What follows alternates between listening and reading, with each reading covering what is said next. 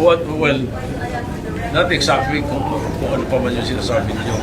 Dito, basta we'll be ready for anything. We will be ready for any eventuality. And I'm speaking for most of the members of the Senate. So hindi nyo nirule out yung possibility, sir, na may mag-attempt? As I said, we'll be ready for anything. Ayoko mag-banggit nung sinabi mong gano'n na hindi galing sa akin. Sir, sabi ni Senator Robin, trabaho nilang i-oppose yung pag-convene ng impeachment court. So definitely they will oppose. Then, as I said, we will be ready for any eventuality. But what happens when they oppose? Are you gonna vote na ma-convene? Ano po ang... Can you walk us through that? Most probably. No, ang problema kasi, kaya ko iniiwasan yung mga ganyan. As of now, everything is speculative eh. Yeah. So mahirap mag-speculate. Mag-speculate tayo ng ganito at ganyan-ganyan, tapos hindi naman mangyayari. So, useless na. Pero hintayin na lang natin. Let's be a little more patient. Pero sa mandated kayo na mag-convene as impeachment court at mag-trial, hindi na dapat pagdebatihan pa whether you go to trial or hindi.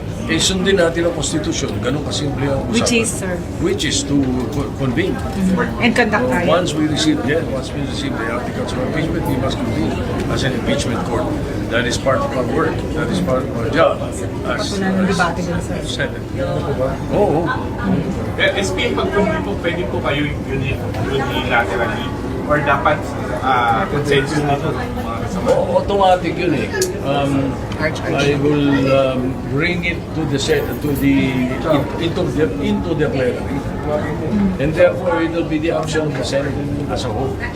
So ibig sabihin, I will really be the catalyst or I will be the initiative to bring it to the floor. Kasi sa amin padadala yan eh. Pag pinadala sa Senate yan, it's the Senate President that receives it. Is there a need to vote para mag-convene? Dapat automatic na. Based on the Constitution, automatic yun. Trabaho namin yun.